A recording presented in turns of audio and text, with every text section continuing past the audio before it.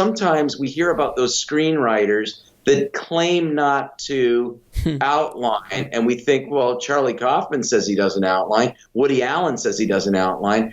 But the truth is, these guys have been writing for years. This episode is brought to you by Bulletproof Script Coverage, where screenwriters go to get their scripts read by top Hollywood professionals. Learn more at covermyscreenplay.com. I'd like to welcome to the show Alan Watt, man. Thank you so much for being on the show, brother. Thanks for having me. Yeah, man, we're hanging in there in the quarantine, aren't we? We sure are. Yeah, 4 weeks in. Yeah, could go on forever. Yeah, I don't know when it's going to stop, but at least, you know, for writers, they have no excuses. They're locked in and they have to write. You know, in theory, that's true. And yet I talk to my writers and they're all so freaked out. You know, we got to remember we're also artists. And when we're freaked out, we got to factor that in and know that it's challenging. I get so many writers say, I've got all day to write and I'm still struggling. So I think it's important to get your writing done before you watch the news. Without question. So less Tiger King and more Final Draft is what you're saying. Right. That's right. Yeah. Get up, take a leak, start writing, and then check your emails and watch the news. But get the writing done first, because that's when you're fresh. That's when your imagination is firing. Yes, absolutely. All right. So before we get started, how did you get your start in the business?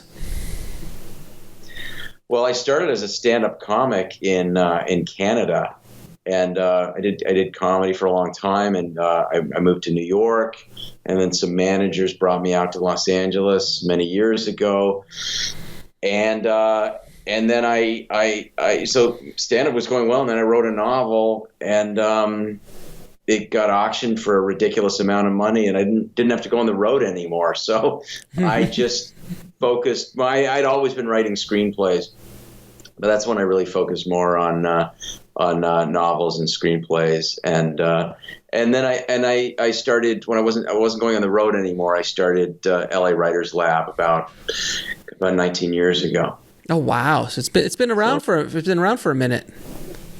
I started teaching. My first class was somebody asked me to teach a summer screenwriting class at UCLA in '98, and I loved it. I just loved it, and so I started. And I was always giving notes to all my screenwriter friends, and then I just kind of opened the doors on LA Writers Lab in a really small way in about 19 years ago. Very cool. Yeah. And you wrote a book, a good best-selling book called The 90-Day Screenplay. So I have to ask you the question: how do you write a 90-day screenplay? Well, yeah. Let's get into that. Yeah, I wrote the 90-day novel, the 90-day screenplay, the 90-day rewrite, and so yeah. Let's talk about it. The 90-day screenplay is a process of writing basically the first month is outlining your screenplay. So we spend a full month allowing the outline to emerge, and then we spend the second month writing the first draft, and then we spend the last 5 or so weeks polishing the first draft. So that's broken up into 3 sections. So that's the basic. So let's get into the first part, the outline. I know a lot of filmmakers and a lot of screenwriters. They tend. I've heard this complaint, this objection is like, I don't outline. I just let the thing free flow, man. I'm an artist. I just got to see when inspiration hits me. And I just got to see where the story takes me and where the characters are talking to me and all that stuff. And to a certain extent, I get that. But I've always been an outliner. I'd love to hear your point of view on the outline, the importance of it, and why you believe it to be such an integral part of this process. Okay, I understand why people say that, and it's because screenwriting is so often taught by story analysts who aren't really screenwriters themselves, and so it's taught. So a lot of artists rightfully hear outlining or story structure as some kind of a formula, and it's not. Story structure is the DNA of your protagonist's transformation, and so What I'm teaching is a process of marrying the wildness of your imagination to the rigor of story structure. But you have to be doing both concurrently. Okay, and so oftentimes story structure is taught as this formula. And so understandably, an artist is going to recoil at that idea.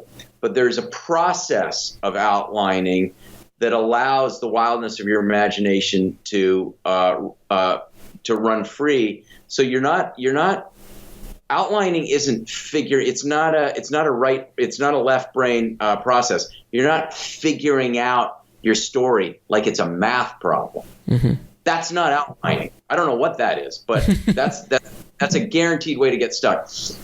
Einstein says you can't solve a problem at the same level of consciousness that created the problem. In other words, he's talking about, let me back up. The purpose of story is to reveal a transformation. And so we can't figure our way out to a transformation, which is what Einstein is saying. You can't figure your way out to the solution to a problem. Every protagonist begins with a dramatic problem. They got this problem that they think needs to be solved. But what they're going to discover over the course of the story is that what they're actually struggling with is not a problem. For example, Jimmy Stewart wants to leave Bedford Falls so he can have a wonderful life. He thinks his problem is, how do I get out of Bedford Falls? What he discovers is that he doesn't have a problem. He never had to leave Bedford Falls. What he discovers is he's got a dilemma. And his dilemma is that as long as I believe that a wonderful life lives outside of Bedford Falls, I'll forever be in bondage to my limited idea, as Einstein says, of my problem. Does that make sense? It makes perfect sense. Okay. And so the reason it's, I want to ask people out there, have you ever written a screenplay that you didn't outline and you felt like it did everything that you wanted it to do? I think the answer is usually no. And I think also sometimes we hear about those screenwriters that claim not to outline. And we think, well, Charlie Kaufman says he doesn't outline. Woody Allen says he doesn't outline. But the truth is, these guys have been writing for years and they have mastered their craft. And so while they may not be writing their outline down, I've talked to a number of writers about this who are really successful. And they go, well, I used to outline, but now outlining is second nature. Or I have the outline in my head, but I don't write it down, so they don't call it outlining.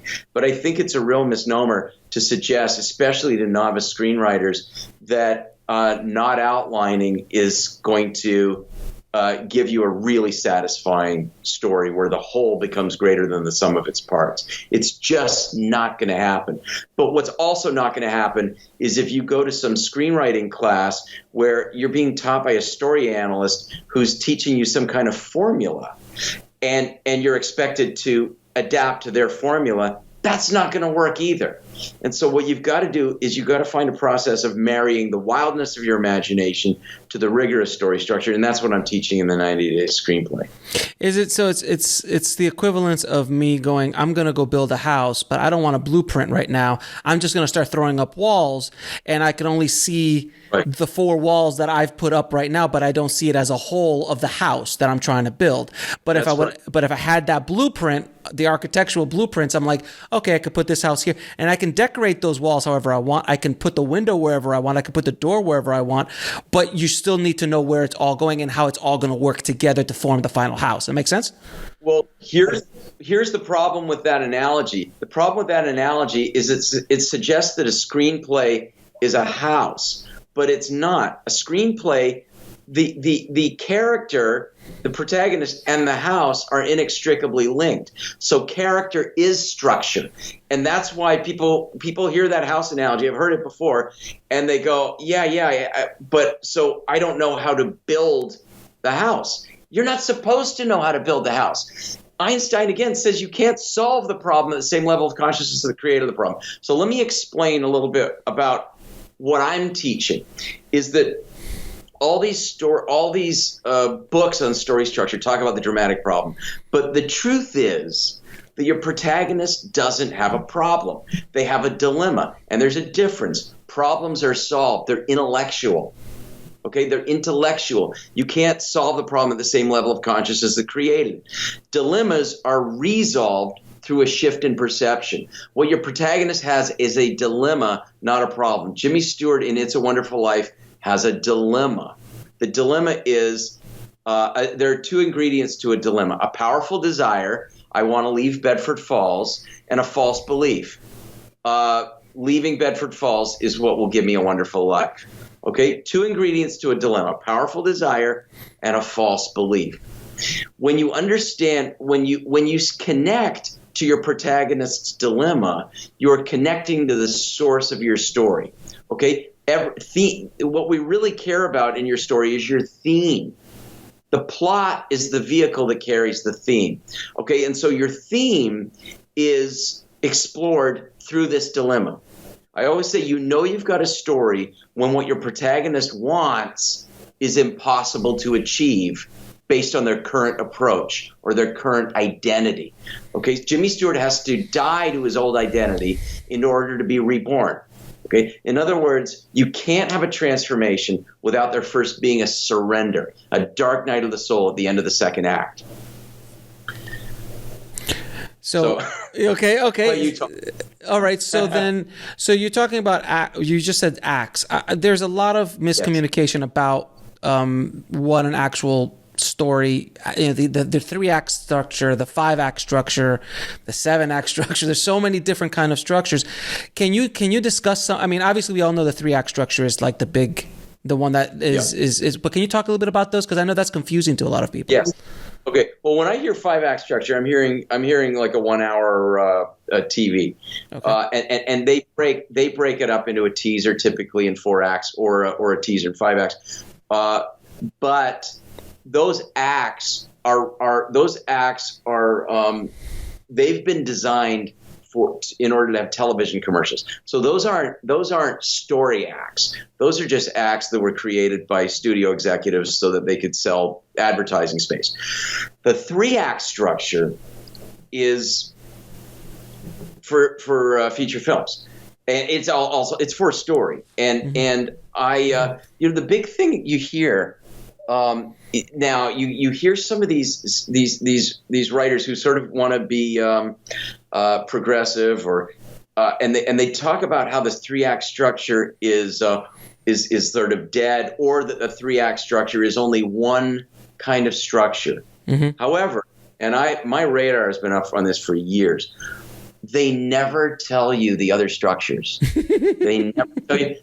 Have you ever heard them? No. There's other structures. Their 3-act structure is old. It's only for novices. I've heard so many of these writing gurus talk about this, but I have never heard them in a really sort of granular way talk about the other structures, because I'm dying to hear what they are. Well, the so 3-act structure, real quickly. Let me say one other. Okay, go ahead. Well, the 3-act structure is not a formula, and so when I hear these story analysts talk about the 3-act structure is not the only other structure, they're not understanding that the 3-act structure can be distilled to 3 words: desire, surrender, transformation. That's the 3-act structure. Okay? Your protagonist wants something. The stakes are life and death. If I don't get blank, my life will be unimaginable. By the end of Act 2, your protagonist surrenders the meaning they made out of their goal. Okay, the meaning they made out of their goal, not their goal. And they let go, and in letting go, they reframe their relationship to their goal, and they accept the reality of their situation as opposed to the appearance of their situation. And that allows them in the 3rd act to pursue what they need as opposed to what they want. And that leads to a battle scene, which is oftentimes an internal battle that may manifest itself externally, but it's a battle scene where they make a difficult choice between what they want and what they need, and that leads to the new equilibrium. You give me any screenplay that works, and I will show you that structure. Well, but so when you hear some of these the old Greek plays and things like that have 4 acts or 5 acts or things like that, how is that different? And I mean, I've heard someone talk about Raiders of the Lost Ark having 5 acts as opposed to a 3-act. Yeah. Okay. But what I'm talking about is the DNA. I'm talking about, so they can be broken up into 4 acts, 5 acts. Shakespeare, a lot of his plays were 5 acts, but Romeo and Juliet, if you break it down, it's not typical. It's not a 3-act play, but the story is the most traditional 3-act structure. You know, Romeo, the inciting incident is Romeo sees Juliet through the window. The opposing argument is Romeo discovers that Juliet is the enemy of his father's father, an enemy of his father. The end of Act 1, Romeo makes a decision that he can't go back on to profess his love to Juliet, and but he's reluctant because he's afraid that her father will kill him. Okay, and then the dark night of the soul is that Romeo realizes that it's impossible to have Juliet based on his current approach. Okay, and so that leads to him accepting the reality of his situation, which is that they are doomed lovers, and that leads to the difficult choice where he, takes the, can't remember what the poison is. Remember the poison? I don't remember the name of the poison, but he took poison. Yeah, he drinks I'm blanking on it.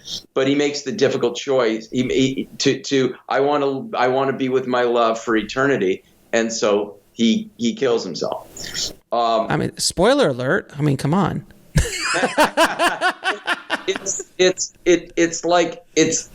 This is where people get into they misunderstand the semantics, and they confuse the way a script has been broken up into pieces with the DNA of the protagonist's journey.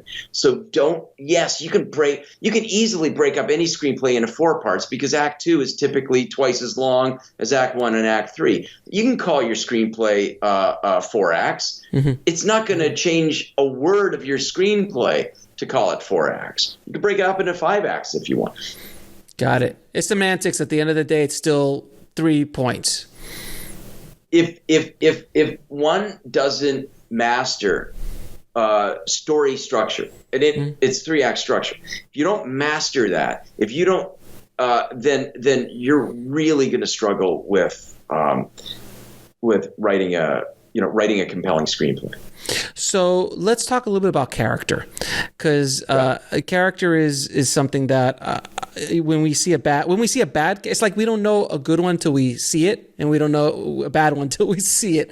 It's hard to explain, but like, you watch some of these amazing characters, like an Indiana Jones, like a Luke Skywalker, like a Darth Vader as a protagonist or an antagonist, and you see these guys. But when you see some of these bad movies, you're just like, oh God, that's so blah. This guy has like no this, or this girl has no that. It's like, what makes, in your opinion, a really good character, and how can any tips on writing a more compelling character? Okay, first of all, we got to let go of this idea that character has to be likable. The character has to want something really bad, and that's going to make us care about them. If we understand the circumstance that they're in, there will be we're going to care about them. My first novel, Diamond Dogs, the main character, the protagonist, accidentally kills somebody on the highway in the opening chapter, or the second chapter. And I'm told people really care about him. It was a bestseller. We're making it into a movie. But the point is that the character isn't necessarily likable, but we understand his relationship with his father. We understand the circumstances that led him to this accident. And so hopefully we care about him. So what I want to say is, you've got to have a protagonist that wants something. The stakes have to be life and death. I don't mean literally life and death. I mean, if Jan Brady doesn't get a date with Tad Hamilton, she will absolutely die. You see what I mean? Stakes are life and death. I have to get this, or my life will be unimaginable. That's life and death. The character wants something. The stakes are high. And then at some point, the protagonist is going to let me walk you through just like the really primitive, necessary stages in every protagonist's journey. Okay, in every 3-act. is that your protagonist is going to there's going to be an inciting incident. Okay, something happens that sets the story into motion. It's the moment where the audience collectively goes, "Oh, this is what the story's about." Mm-hmm. Romeo sees Juliet through the window. "Oh, this is what the story's about." And then there's got to be a decision at the end of the first act. That decision needs to be coupled with reluctance. Why? Because the reluctance keeps us connected to the protagonist's dilemma. Okay, dilemma is tension. Dilemma feels like I'm being pulled in two different directions at the same time. You can feel it. It's an experience. And so our protagonist makes reluctance doesn't mean indifference. It doesn't mean I don't really want to do this. The reluctance means that we understand what it will mean if they don't do it. Okay, I've got to do this. In other words, if Luke Skywalker, he gets on, the ship, but he looks back and there's his farm burning and his aunt and uncle are dying. Okay, he's reluctant to leave, but what does he want? He wants to go and be a starfighter, right? So he's not reluctant to be a starfighter. He's reluctant to say goodbye to the status quo, to his old life. Mm-hmm. Don't confuse reluctance with indifference. Otherwise, it's going to kill the aliveness of your screenplay. Mm-hmm. The next major, really big point is the midpoint. A lot of screenwriters, I hear this word, it drives me nuts because it's an intellectual word. They call it the reversal. If you try and I can't figure out a reversal in the middle of my story, but think in terms of experiences. I teach story structure as an experiential model. A lot of teachers teach it as a conceptual model. But if you think in terms of experience, you're going to realize that character suggests plot. So your character's experience is going to lead to an event happening. So think in terms of the experience of temptation. In the middle of your screenplay, your protagonist is going to experience temptation. Gosh, I made some notes, and I thought we were going to do this today. So I'm reverting back to some of the old, in Rocky. Mm-hmm. Everybody's seen the movie Rocky. Rocky is offered to fight the heavyweight champion of the world. Mm-hmm. What is he? That's the midpoint of the movie. Yeah, it is. What actually, you're right. Yeah. It's midpoint, 57 minutes. No way. No, I'm good. No. He says no. And Jurgen says, this is the chance of a lifetime. Don't pass it by. And then we cut to him on the screen with Apollo Creed. Then he says yes. If he doesn't say no, there's no context for the yes. In It's a Wonderful Life, Jimmy Stewart is offered to work for Mr. Potter. Okay, if you're writing a screenplay, and I always say our idea of our screenplay is never the whole story. It's not that it's incorrect; it's that it's incomplete. If you are writing your idea of a guy trying to leave Bedford Falls, it might never occur to you to have the devil, Mr. Potter, offer him a job. But what's happened is that he's become so successful with the savings and loan that the devil does offer him a job. So, in other words, if you think in terms of your protagonist experiencing temptation, it might occur to you, oh, what would tempt him? What if the devil offered him a job? So this way of working is a way of moving you beyond your limited idea of your screenplay and stretching your imagination. Story structure, if you explore it as an experiential model, you're going to start to invest yourself into it. You're going to have some skin in the game. You're not just going to be trying to figure it out from your prefrontal cortex.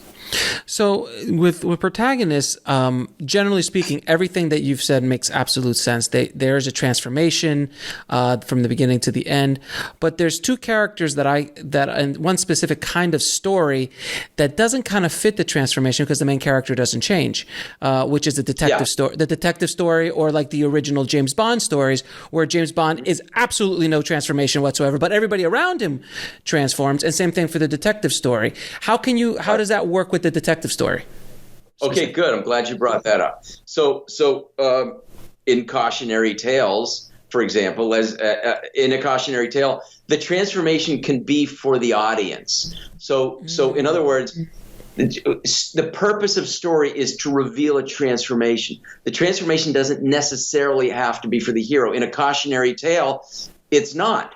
In a cautionary tale, they're led to this difficult choice between what they want and what they need, and they choose what they want.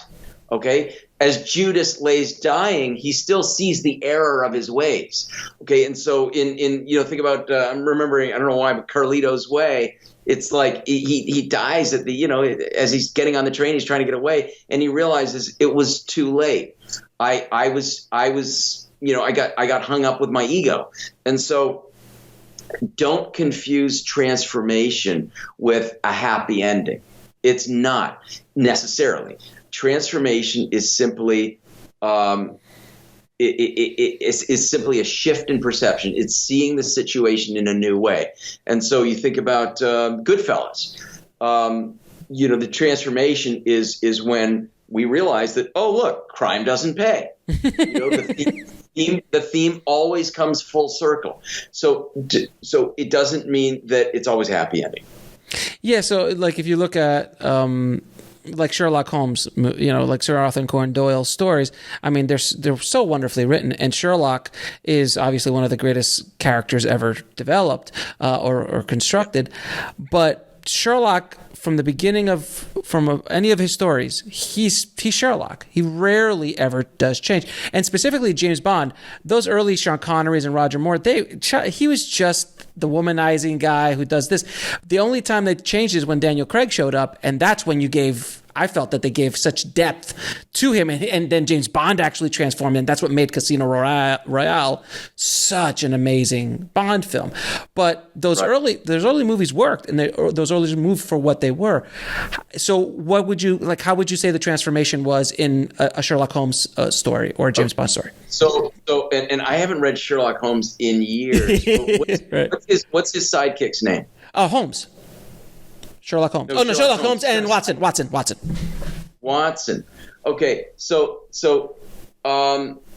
it's possible that Watson is the protagonist. Mm-hmm. In other words, Watson is he's not the protagonist. Let me take that back. But Watson is the lens through which the audience sees the story. Mm-hmm. And so Watson can be the one who has the transformation. Mm-hmm. Is that he can be the one who's sort of watching Holmes with admiration, perhaps confusion, judgment, and then by the end of the story, understands something, because Sherlock Holmes is sort of the embodiment of wisdom. He's not going to change. He doesn't need to change because he's already like the God figure. Right.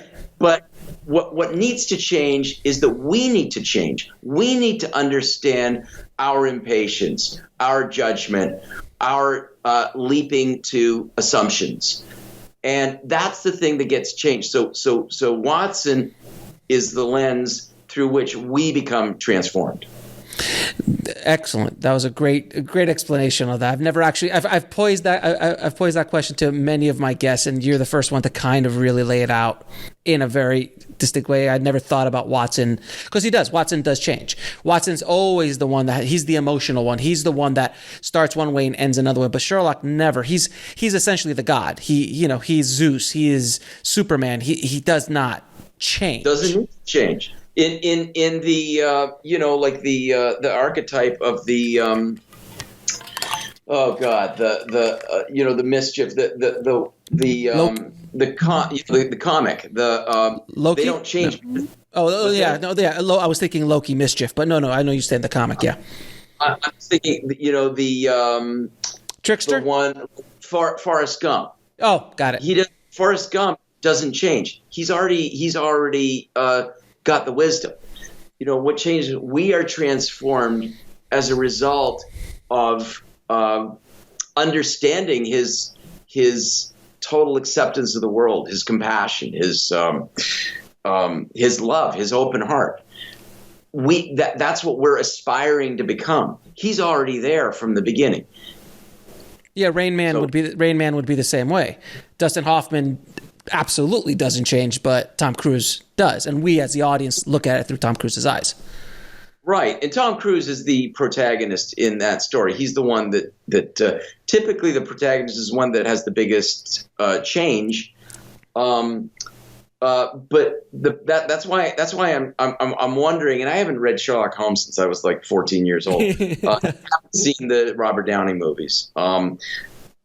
But a lot of times there's the story where the main character isn't necessarily the protagonist. Think about Great Gatsby, where the story is told through the lens of Nick Carraway. Mm-hmm. Well, Nick Carraway, Gatsby, dies in the end, but Gatsby doesn't really. He doesn't. It's a tragic story, but we are changed through the narrator's eyes. We're seeing the story through Nick's eyes, and so sometimes there's some movies where it appears that like Ordinary People, mm-hmm. the main character it could be argued that the main character is the Timothy Hutton character, but the protagonist is probably the Donald Sutherland character. He's the one whose eyes become opened by the end of the story. He's the one who says to his wife, I don't know what we've been playing at in this marriage for 20 years, and then she leaves. Donald Sutherland you can hang the structure on Donald Sutherland's arc. Desire to, I want to bring my family together. And he can't. And the more he tries to bring them together, the more Timothy Hutton and Mary Tyler Moore become polarized. Leads to a dark night of the soul where he's sitting in the garage in his car, and he says to his wife, he starts to question his wife, what the hell happened the day we buried our son? All you cared about was the shirt I was wearing, the shoes.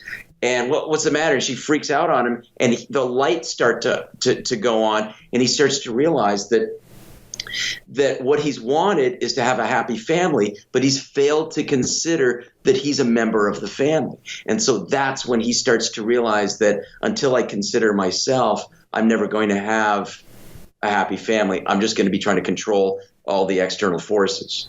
So in Shawshank, which I consider one of my favorite films of all time, love it. And, a lot of people think Andy Dufresne's the main character. I argue that Red is the main character. That's because Andy does change, but he is who he is. This is my own personal, and I've talked about Shawshank ad nauseum on this show because it's one of my favorite scripts of all time. But yeah, Andy does change because he's definitely different than when he walks in than he is when he walks out.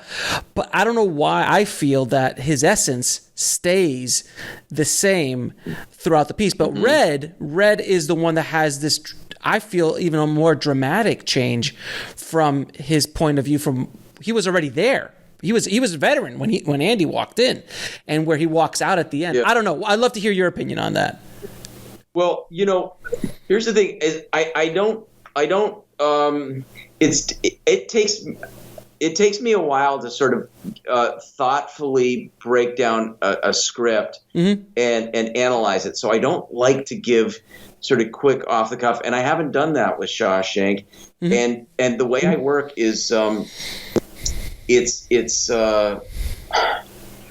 there's craft, but it's also it's instinctual. And so, in other words, what I'd rather address with this question, rather than sort of, do I think Andy or Red is the protagonist, is I love that you're bringing up this question, because what we need to talk about with screenwriting is the holistic approach to screenwriting.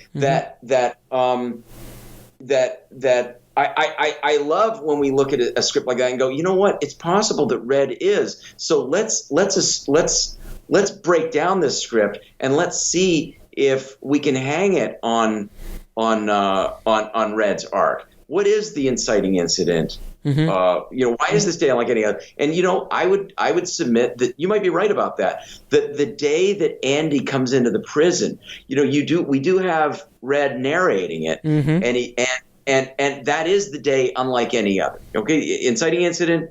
That's right around page 10 of that script, I think. Why is this day like any other? This is the day that Andy comes into our lives and forces us to start to find the beauty within. Andy's the one that plays the opera music, but Red is the one who is allowing himself to be transformed by this external force.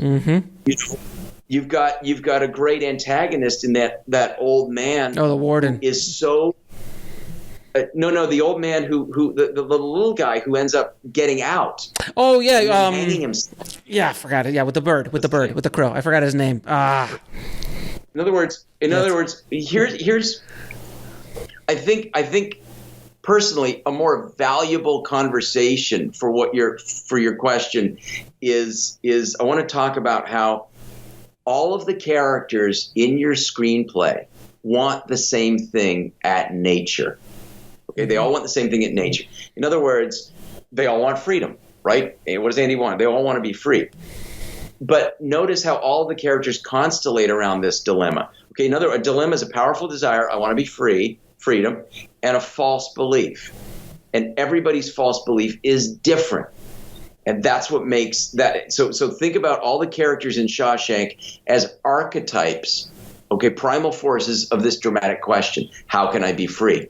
Well, we do get a guy who leaves the prison and then hangs himself because he's got a misperception of freedom. His idea of freedom is the familiar. I want things the way they are. He can't accept change. Okay, Andy is a guy who accepts change. This is what makes him so powerful, is that he spends 20 years chipping away at a hole in his cell and putting a poster over it. Okay, and so he is. That's why the ending is so moving, because the filmmaker flips it, and we begin to understand what the movie's been about the whole time. Okay, that freedom comes from within, but we thought that freedom meant escape. Okay, the beginning of the story. So the story isn't about plot is will Andy escape, or will Red get out, or will anybody get out? But theme is about how do we reframe our relationship to freedom. Freedom at the beginning means escape. By the end of the story, freedom means I must find it within. Morgan Freeman says, you know what? I know you're never letting me out. Fine, but I'm not gonna kiss your ass anymore. He finds freedom within. Mm-hmm. Yeah, and we could talk about Shawshank for another 3 hours. But so let me ask you this: so how would you tackle, because I know that's the third part of your process, how do you tackle the dreaded rewrite?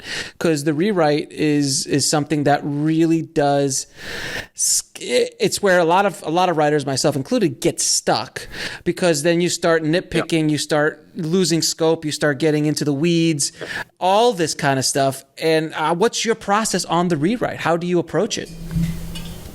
Okay, well, I'm going to answer that in 1 second. I want to back up for a second, because I can't do the rewrite unless I've done the first draft. Sure. Remember I talked about earlier, marrying the wildness of our imagination to the rigor of story structure? Mm-hmm. In other words, what I want my first draft to and I can't do that until I've done an outline where because the way I teach outlining is very different than everybody else. Okay, the outline, I always say that everything that you imagine belongs in your story if you can distill it to its nature.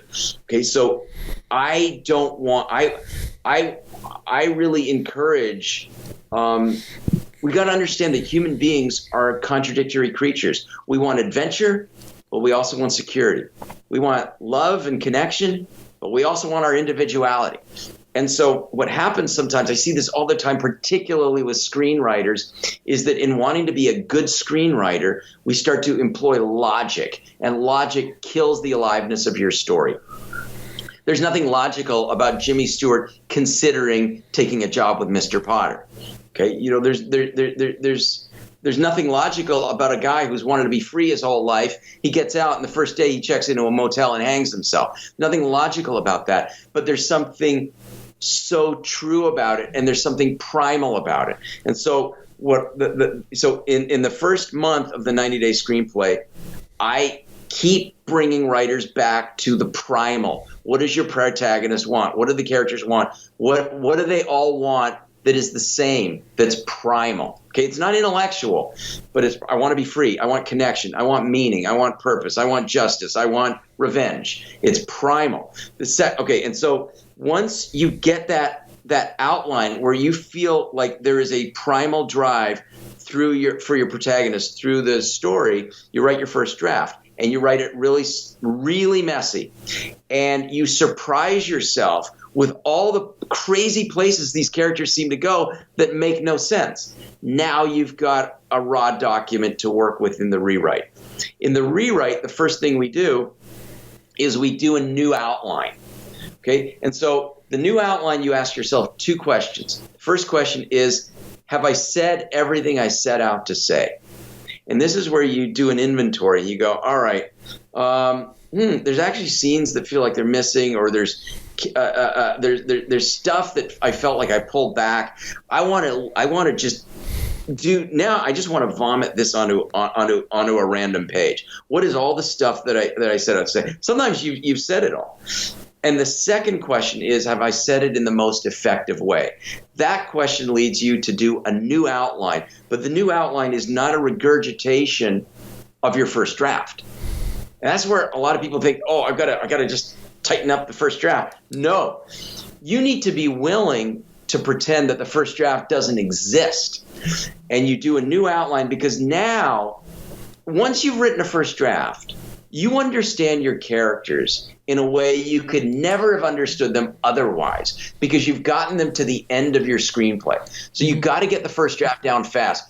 Don't rewrite half a screenplay. Once you get to the end, you're going to understand them, and then you're going to go back and do a new outline, pretending you didn't write a first draft, and you're going to start to ask yourself, now that I know more about this story than I ever did before, let me pretend I didn't write it. And let me start to explore the most effective way to tell the story.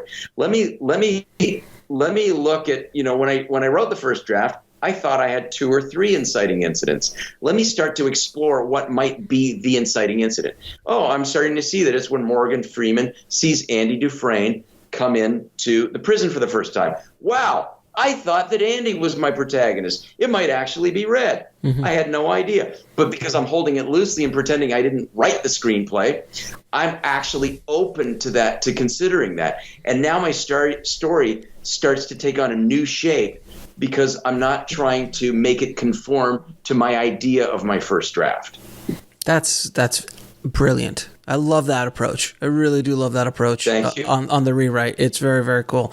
I mean, I've talked to a lot of people about the craft. So I always love bringing new guests on, because with different approaches, because you never know when you're going to get the nugget that is going to hit you personally the right way. You might be hearing from this guru or that screenwriter or this process or that structure or whatever, and there's always that one thing. So that's probably one of the better ways to rewrite I've ever heard on the show. Period. Right. So it's very, very cool. Now, how do you deal with writer's block? That's a question I ask all the time, because writer's block is it's rough. Writer's block. Okay, let me get to that. I just want to address. You just used the word guru.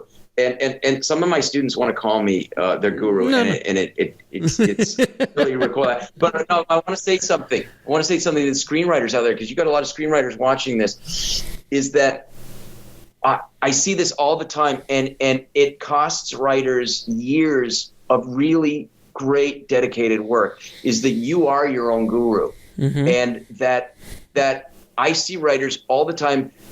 They write a really great, messy first draft, and then they give it to a friend or a guru or whoever, and they get feedback on it. And the problem is the feedback. I'll give you, like, the primitive example would be, I really like scene 3 and 4, but I don't like scene 2 and 9. And so I'm being sort of facetious, but they get rid of scene 2 and 9. And you start to, it's really subtle, but writers tend to, we want to write something that's really wonderful and that works. And what happens is we start to abdicate authority over the thing that excited us at the beginning. You do that at your peril. That thing that excites you, that you might not yet be able to articulate, is the thing that you've got to hold on to. And so you've got to be able to disseminate the notes that are valuable to the notes that are, I especially with screenwriters, other screenwriters always want to tell you how they would write your screenplay. Mm-hmm. That's fucking useless. because it's not their screenplay. If you don't have if you don't have somebody giving you notes that is endlessly curious about what you're trying to express, they can be their help can be really counterproductive, damaging. Yeah, without question. Damaging. How do you deal with writer's block? I think writer's block is an absence of information. And so this is why the first month of the 90-day screenplay is, I always tell writers that we're not outlining for the first week, by the way. All we do is we imagine the world of the story. Okay. Now, this is what 3-year-olds, I got a 7-year-old, so you got 8-year-olds. This is what they do all day long. Is they just, if you tell me a story, they don't get writer's block. They just tell you a story. It might not make any sense to us, but there's sort of like a super logic to it. You know, when they're telling you a story, there's like my son does it all day long. He tells me stories, and so what we need to do is writer's block is where we come to a place when we think we're supposed to know something, and then we start beating ourselves up for not knowing what we shouldn't be, well, we're not yet supposed to know. And so there's a process of going from the general to the specific. The most general is, what's the thing that excites me? Oh, this is a story about a boy who meets a girl. Okay, I wonder how old they are. And I start to ask myself questions. How old are they? Where do they live? What do they do for a living? Why are they attracted to each other? What are their relationships with their family members? What's the obstacle standing in the way of their love? And that's going to lead to every question begets 50 more questions. That's what I call imagining the world of the story. I also give my students 6 writing exercises every day. These writing exercises are designed to connect to the primal forces in your characters. When you start to do that, by the end of 28 days, you know so much about these characters, and you are experiencing them in relationship to each other, but you're not trying to plant or graft a plot on top of these people.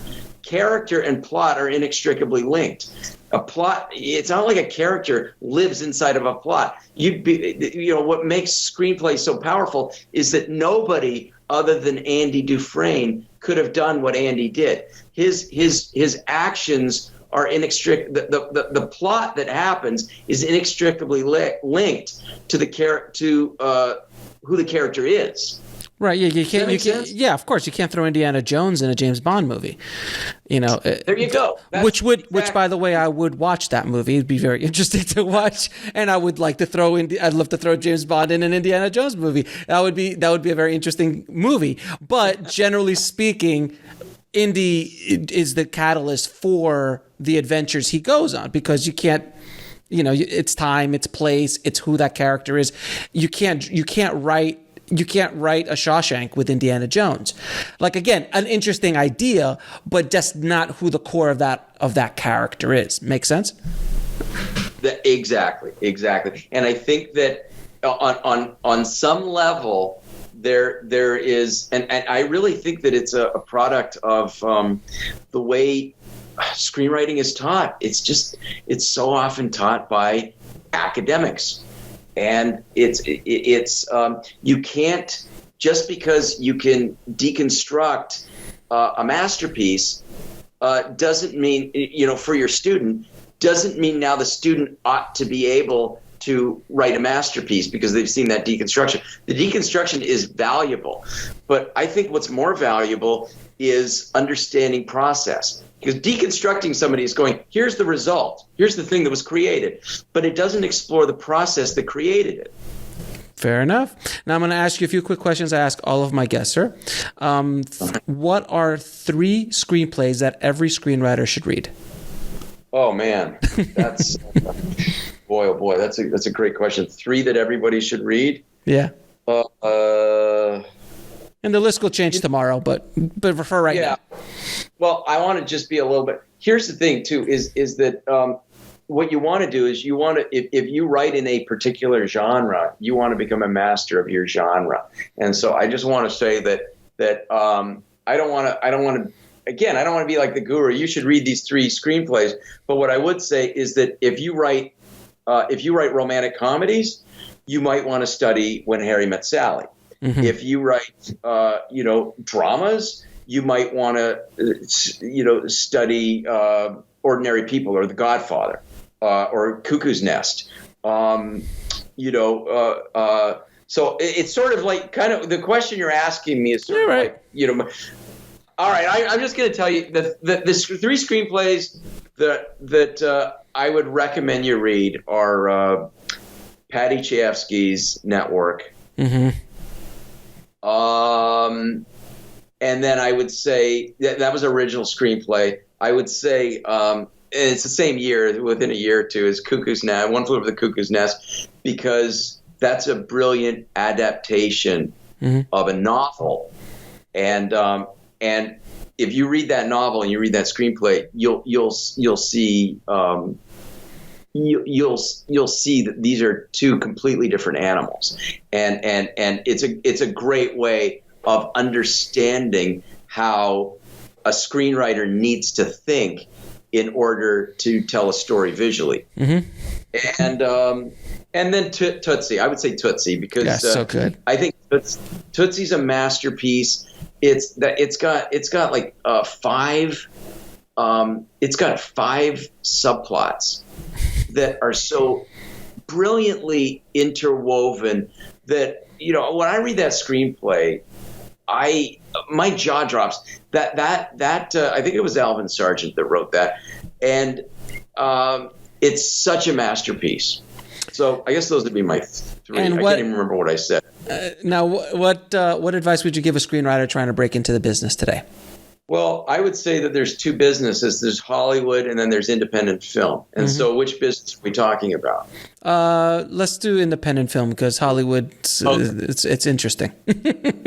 Okay, yeah, because Hollywood is a completely different thing. And the thing is that if you break into indie film and you really make your masterpiece, which is going to be very different than a studio picture, the irony is that the studio is going to want to hire you. You look at like Ryan Johnson and Jeff, what's his name now, that made Mud and. What's his name too? Ryan Coogler. Brilliant. So many brilliant filmmakers who really pursued their vision. And then, of course, the studio, Spielberg's a perfect example. The studios come calling. So I love it. Let's talk about, how do you break into indie film? Read the Duplass brothers book. Yes. I think it's called Like Brothers. Yes, great book. Oh my God, it is so inspiring. Those guys are so brilliant, and I can't give any better advice than what the Duplass brothers gave, which was they basically make a movie on your. I'm totally paraphrasing, but basically make a movie on your iPhone. Yeah. For $3. Make a short film on your iPhone, and then make another one, and it's going to suck, but you're going to start to find. I think they call it your juju. Yeah. You're going to start to find your voice, in your passion, and then make another one, and then make a feature for $1,000 or $3,000, and keep. Yeah, I look at Joe Swanberg. Mm-hmm. The guy's brilliant. He keeps turning them out. Prolific. And it just starts to improve. And so I guess that would be my thing, is don't wait for anybody. I just shot I just directed a music video right before this thing, and we did it for practically the artist, brilliant singer Abby Lyons. She did a Kickstarter campaign, raised the money, and we went and shot it. And I'm thrilled with the way it turned out. But we didn't wait for a bunch of money to show up so we could make a, really perfect. But it looks great. We had a great crew, but it didn't cost a lot of money. Good. Now, can you tell us where people can find you and your work, and tell us a little bit about the LA Writers Lab? So you can go to lawriterslab.com. and that's my website. And I'm teaching the 90-day screenplay June 10th, and it's a donation-based workshop, and I make it donation-based so that everybody could. If there's a minimum donation of $250 for a 3-month workshop, suggested donation is I think it's $650, something like that. But I do that because I want to make great instruction affordable for anybody who wants it. And yeah, that's it. I teach a bunch of workshops. I teach the 90-day novel. I teach rewrite workshops. The rewrite workshops are all completely full with a waiting list. But if you're interested, you can always get on the waiting list. And I teach benefit workshops every month that are a minimum of $5 to join. I donate the money to different charities each month. But they're craft workshops. So I'll teach I've got one coming up end of May. It's on my website, and it's called Unlock the Story Within. And basically, it's everything we've been talking about. It's connecting to the story that lives within you so that you're able to, and it's a great workshop to take before the 90-day screenplay, so that you begin to understand the DNA of the story that wants to be told. Rather than going, oh, this is the story about Andy Dufresne. I gotta make him my protagonist, and then you start to read these books and figure out some conceptual way to get him to a transformation, only to discover that the transformation belongs to Red. Right. Which is, I just love that you gave that example. Man, Alan, thank you so much for being on the show, man. It's been an absolute pleasure talking to you and sharing your method and your ways and your juju with our audience, man. So thanks again for being, and please stay safe out there. It's rough. Thank you. Thanks for having me.